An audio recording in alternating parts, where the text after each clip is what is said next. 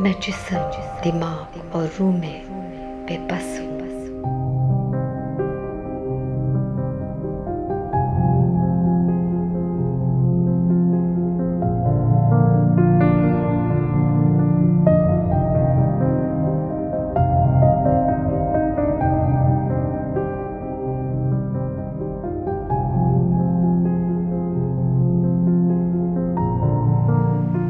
अल्फाज मैं बोलता हूँ और आंसू बहते हैं।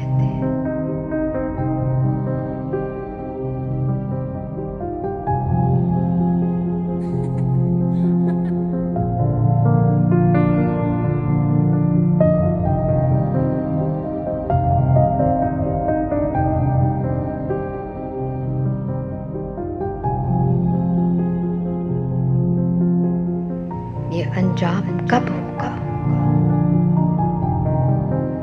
किसी को पता ही नहीं चल सकेगा।